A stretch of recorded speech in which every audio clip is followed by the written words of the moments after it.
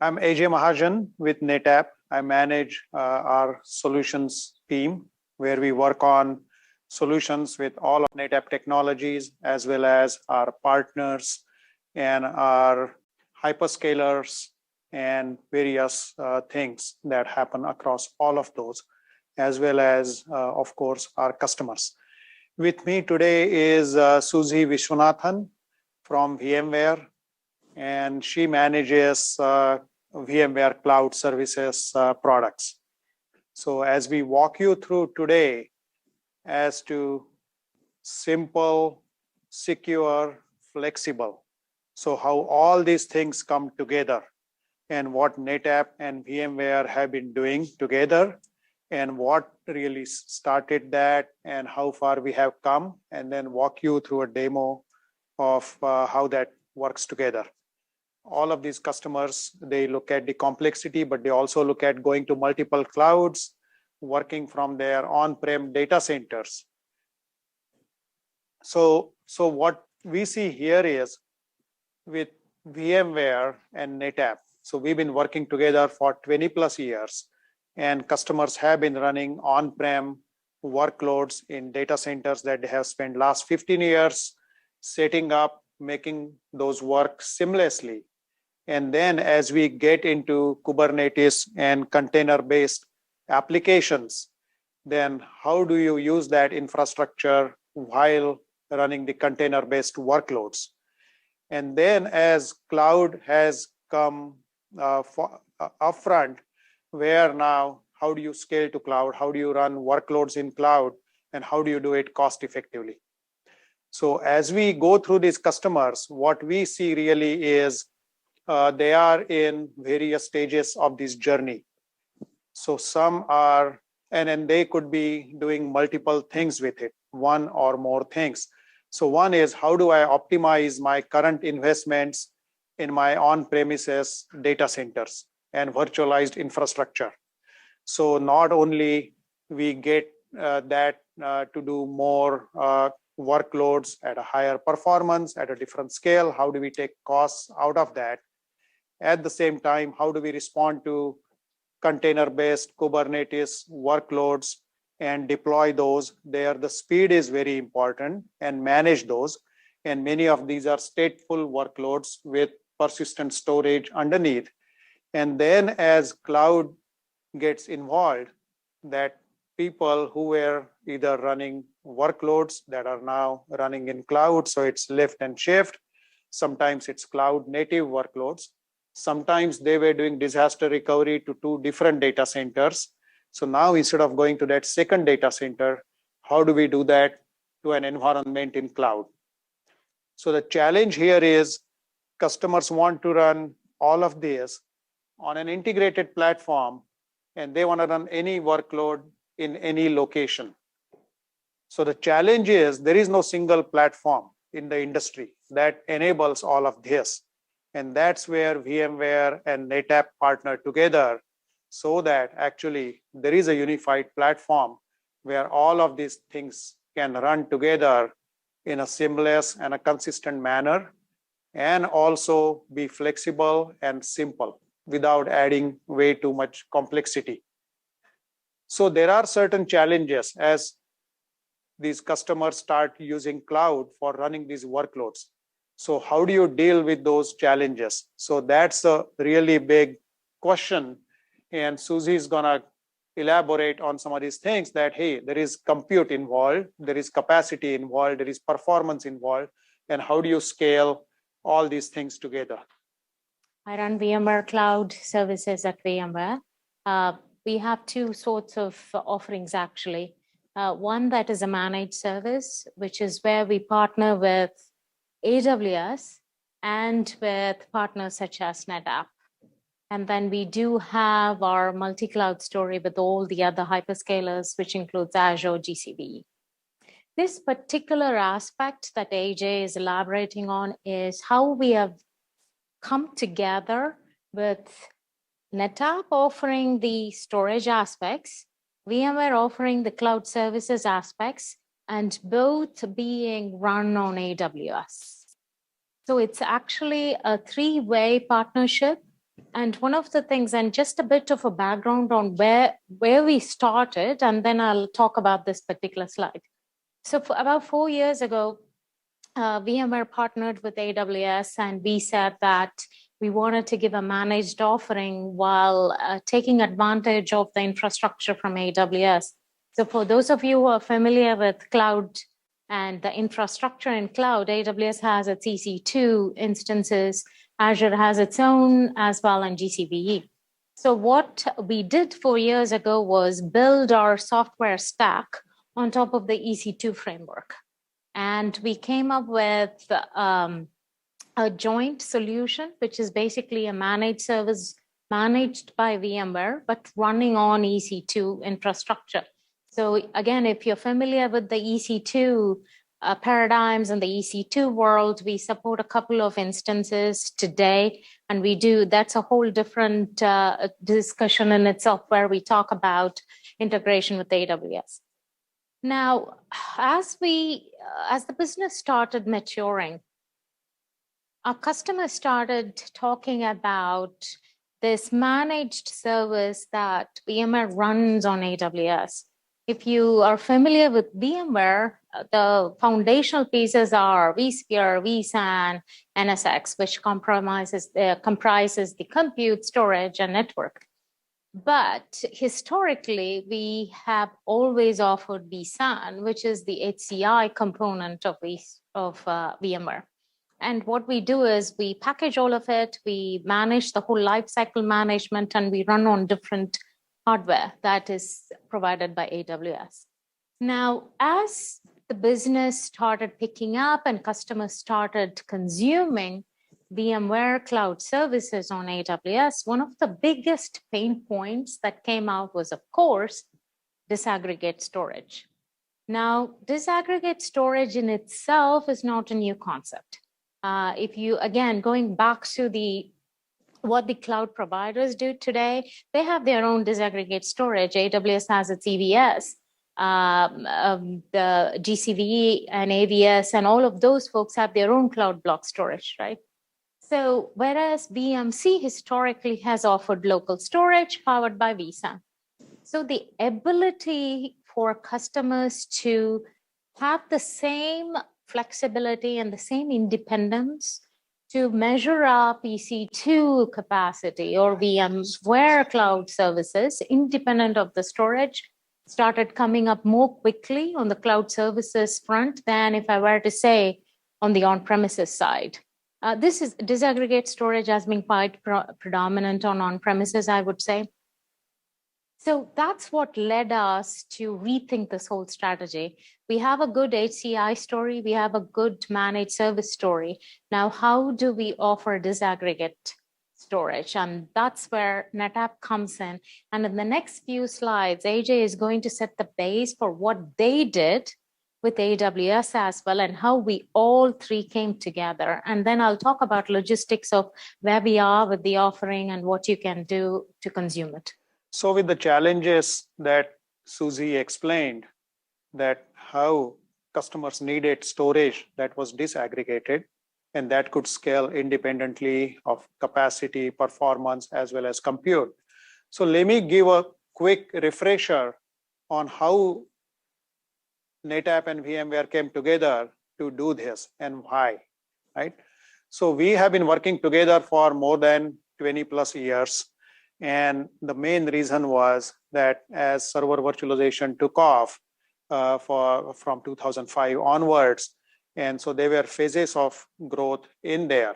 So over these years, NetApp has been a co-design partner for various pioneering VMware technologies, such as when they introduced vVols, or when for the scalable arrays, VASA providers, as well as now coming all the way forward, it's NVMe with TCP, as well as NFS v4.1, and now with cloud supplemental Datastore. And that's what we are going to walk through today. So while doing this, also as a market leader and a pioneer in NFS,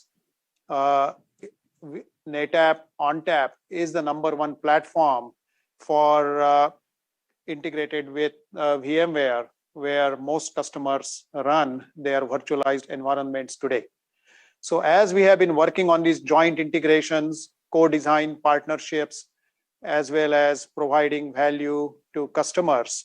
So if you look at it over the years, so initially it was just supporting different protocols, but then it was really about integrating into vCenter through plugins, through VAI and VASA APIs, and creating within data centers and moving VMs around along with the storage underneath and the volumes underneath.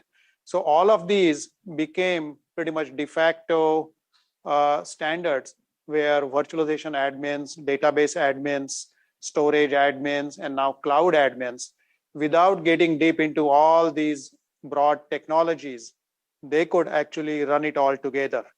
So that's the main thing here, that all of these 20 plus years of expertise, knowledge of working together, building these plugins, helping customers do these things with as in a simple manner as possible. So that's what we really brought to bear as we worked on, hey, how do we make these things happen now in AWS, for example. So looking at that, so here VMware manages and runs workloads, and NetApp manages and handles the data underneath for all of these workloads. And the premise remains the same, that, hey, given all this, irrespective of what workloads these are, whether these are traditional workloads on premises, these are container-based Kubernetes applications with persistent storage, or these are now working in cloud. And how do you move across all of these and go back and forth? So now with the stage setup, we are going to walk you through one particular example of this, that VMware Cloud on AWS with NetApp FSx ONTAP. So how the whole thing comes together and how you can do things today that were not possible before. So here is the high level architecture. So the next two slides, I'd quickly introduce you to the very high level architectures like AJ mentioned, and then we'll talk about what is available, and then he has a really cool demo to show you all. So what does this slide tell you? So as the left-hand side of the slide indicates, you see the topmost box which talks about VMware Cloud on AWS. Those were the aspects that I had talked briefly to a couple of slides ago. So we combine our whole VMware software stack, and it runs as a managed service on AWS. And then what we have done is all the good work that NetApp has done with AWS and offered FSx. So FSx, there are different flavors of it, by the way. So if you go into AWS storage page, there would be FSx for Lustre, there would be FSx for a couple more choices, and then you will find something that's called FSx N. N stands for NetApp, ONTAP. So that basically, what it does is very simple. Just you're able to mount a file onto your existing VMware Cloud on AWS environment. Clusters, basically. Again, a little bit of jargon from the cloud world. The SDDC that you may have heard from the VMware aspects, that still holds good on VMware Cloud on AWS, and you can set up clusters within it. And all you have to do is mount the FSxN data stores onto these clusters. And it's the same way you are familiar with in mounting file system. There is nothing different or new about it. Then that was one of the aspects that is preserved from your experience on premise, the same operating model. How do you mount it? How do you manage it? It's the same way. Now, a couple of key points to point out that is highlighted on the right-hand side. If you notice, the capacity is not an issue. You get quite a scalable amount of flash capacity. And your data storage as well, it's in the petabytes. So capacity in itself is not even a deciding factor or even a conversation starter with many of you, all right? However, the SLA aspects is something that you will want to keep in mind. So that 99.99% availability. So what is different from NetApp running on premise versus the cloud is we have something called as availability zones or AZs in short. Now, you get it in two ways.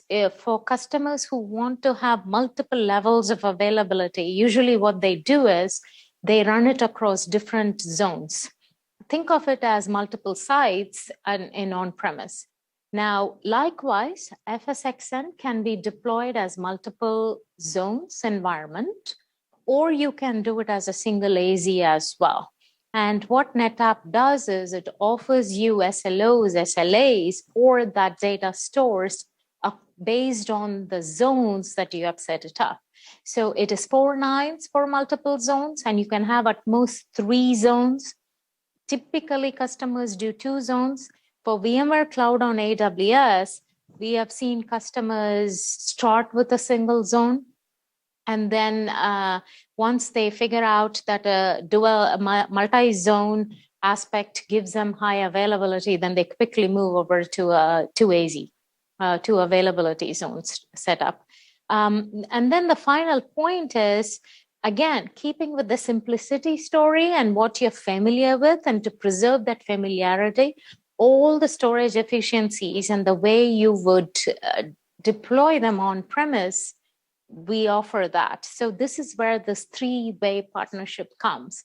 The storage policies, any kind of compression, dedupe efficiencies that you benefit from on premise, you can have the same thing in the cloud as well. Now, if the questions are, okay, you are an on-premise NetApp customer, you do have certain workloads that you've been wanting to move to the cloud, now you can, right? You come to VMware, we'll give you migration tools. We will give you assessment tools that will tell you how to migrate certain VMs, what would be the best destination for it. However, your data that is there in NetApp will be there in NetApp as well in the cloud.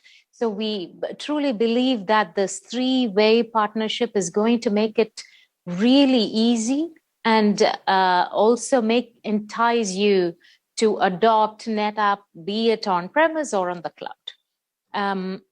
And to that effect, what we did was we did a rough paper napkin calculation, if you will, to give you a sense of where you will most likely be in terms of TCO. Now, to understand this, you would have to somewhat have an understanding of how you will run the same VMs in the VMware Cloud on AWS. So let me talk about this left side pillar here. So that is without a disaggregate storage, which means you're consuming VMware Cloud on AWS with local storage, which is vSAN, and you're consuming AWS and the infrastructure that we support to run the VMware stack. Whereas if you look at the comparison bar, that is with FSx as disaggregate storage. So that basically gives you an idea that for the same number of VMs and for the same amount of storage, if you were to actually separate it out from local storage and offer it as a disaggregate storage, you get the most bang for the buck, most TCO. Now, having said that, right, you got to take this slide with a grain of salt. You'd have to, based on your workloads, you'd have to do a trade-off between having local storage versus the freedom and the flexibility you get to scale storage independent, right? For example, if you're thinking, why would I ever use this, right? See, if you have workloads where only storage capacity grows, FSxN is probably the right choice for you. Yeah. If you remember from the vSAN days, having a synchronous mirror between the two availability zones, one of the big topics that came up was, if I replicate all that data to the other side, and when it's like so many terabytes, I'm going to also pay for the egress charges from one availability zone to the other. Yeah. And that was going to be a fair amount, right? Given like obviously proportional to the amount of data when we're talking like 45 terabytes, for example. And then that cost was dropped eventually. Are you doing, is that the same going to happen here as well? Or do we need to take that cost into account as well? Yeah, very good question. And for those of you who couldn't hear the question, if you have multiple AZs and you're really using NetApp FSxN across multiple AZs to have a active-active setup, in AWS, we used to have something called as egress charges, which means if you're moving data from one AZ to the other, the customer would have to pay. So the question is, does that hold true here as well? So no. So we removed all egress charges as part of VMware Cloud on AWS. So with FSxN, you will inherit that benefit because we do understand that egress charges can amount to be quite a lot at the end of the month. And you look at the bill and you'll get a shocker. So no, we are well aware of it. Now, one other aspect on this TCO that I was talking about is there are benefits to having local storage as well, right? For example, if your workloads are very latency sensitive, you may want to put those VMs on local storage and move the others to FSxN. What we are starting to see actually is customers having those. They have a few handful of VMs that are very latency sensitive, which would remain on a few hosts with local storage. And for all others, they would move over to an FSxN-based storage. And to that effect, both can coexist. So we support FSxN mounted volumes onto clusters that also has local storage. So you have that choice as to select which VMs, which workloads need to remain on premise that is powered by, local, that is powered by vSAN versus which ones you can move to a disaggregate storage. And I'll, before handing it over to AJ, a couple of points. This is now available as a transactable solution. Both NetApp can transact on it. We can transact on it. You can reach out to either of your sales, reach out to NetApp sales and ask them about FSxN in the cloud, or reach out to VMware. And we are all one big family here, so we should be able to assist you with that. You're implying there that the costs are around, what, 30%? That's correct, yes. That on, yeah. Just judging from that graph. Yep. Just to clarify, you're talking about running workloads on a workload domain in the Cloud Foundation stack there, providing that storage through with FSx for ONTAP. Is that additional to the existing storage in a node? Correct. So that's you have correct. to buy the existing storage with the current nodes, well, you're adding on additional storage. Okay, versus so replacing the vSAN storage on a production. Okay, so good question. So when you purchase the VMware Cloud on AWS, that one price you get vSAN with it and local storage with it. Yes, you can start just with that. You can start your VMs on it. And then if you feel that that local storage is not enough, then you can add FSxN volumes to that same hosts and clusters. Okay, so it's more the value add here is that if you're still okay for compute and RAM and you need additional storage, you don't have to buy more nodes. That's correct. Yes, yeah. That's the biggest advantage you will have. Today, many of the complaints is, oh, I just need, 10 terabytes more, and then you want me to buy, 6 more hosts. That doesn't make sense. Okay. This solves that problem. And how does the performance compare? Are there multiple tiers of policies? Yes, there is. By varying levels of performance within this? Yeah, so in FSxN has multiple levels, tiers of performance. So you can, based on your IOPS, bandwidth, capacity. So, and I'll show you in the demo some of the options to do that. Yeah. So what you're going to see here is, this is actually the entire environment. So we are going to walk through many of these steps. So on the left here, is what VMC in AWS looks like. So you see a whole bunch of VMs there. You see the vSAN data store, as well as the FSx supplemental data store there. So we'll start from scratch and build all that. Then on the right side, all the way to the far right, it's the customer's on-prem data center, where they have vSphere running along with ONTAP data storage underneath with volumes mounted in there. And what you see in between is that how do you provision FSxN in cloud, get the supplemental data store set up, and then how to set up replication relationship between on-prem and VMC, and actually move some VMs from on-prem to cloud. So let's walk through that. So initially, what you see here is first deploy an SDDC from the VMC console. And then you are going to see 2 hosts in there. And yeah, and you can see some of the blurbs here in the balloons. So and I have speeded up a little bit. So once it is done, so then we go, and here is how you pick. So what Susie was saying earlier, that there are multiple flavors of FSx. So you pick FSx NetApp in there, and now you can pick capacity, performance tier, and the IOPS tier that you want to get in there. So after picking those things, then set up the VPC in there, as we saw in the diagram earlier, and then set up the volume configuration here. It is important to note down because this is NFS, the junction path and the IP address. We are going to need that later. So the storage virtual machines, that's the NetApp concept, how we set those up, even whether it's on-prem or in cloud. So once those are set up, so we are going to create 2 more volumes in there. The 3rd volume we will use later for replicating data from on-prem to cloud.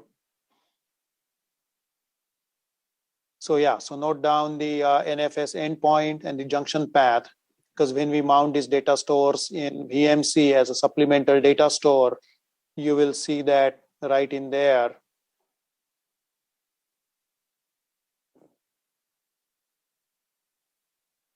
So then we go into vCenter, and you can actually see these data stores there. So as Susie said, it's in initial availability right now. We can transact on it, and we support 4 data stores in there. So you can see here the data store 1, and you can see the VMs over there. So the NFS data store is mounted there, and now we have multiple data stores in there. So let's set up the on-prem SnapMirror replication. So this is the Cloud Manager interface that Chuck walked through earlier. So same way here, through Cloud Manager, we discover both the on-prem environment as well as the FSxN system. So basically those environments are added. SnapMirror replication is set up between those. And that is as simple as just dragging and dropping. So you have the data source and the data target. And once those are set up in there, so replication will take some time depending on how many terabytes of data we are actually moving. So once that is done, so while that is happening, it's a read-only relationship on VMC with FSxN. So that's broken. And when you want to actually fail over there, that becomes a read-write. And then once that becomes a read-write, that data store is available. And then we go register the VMs out of that. And once you register the VM, after it becomes read-write, then we can actually go in and log into those. So you'll see that happening here. So this is the data store 03 that we had set up earlier, the 3rd volume I talked about. So here the VMs are getting registered And now you can see those. And so basically register, deploy, provision, and mount. And you guys can get going with it now today. So in closing, I want to end with a quote from Susie's colleague, Narayan Bharadwaj, the VP of Cloud Services at VMware, that today NetApp is the only cloud storage service provider, and you guys can read it, to be certified and become supported for use as an external supplemental data store for VMware cloud environments running in the largest public clouds. So what you saw was VMC with AWS FSxN. Similar to that in Azure, we have Azure NetApp Files ANF running with AVS. So that's the Azure VMware solution, and that's in public preview currently as well.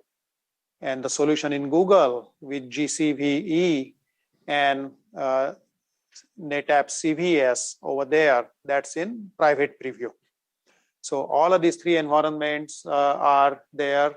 And like I said, what you saw here was not only how simple it becomes, but how flexible it is, that you can move, you can do DR there, you can save costs,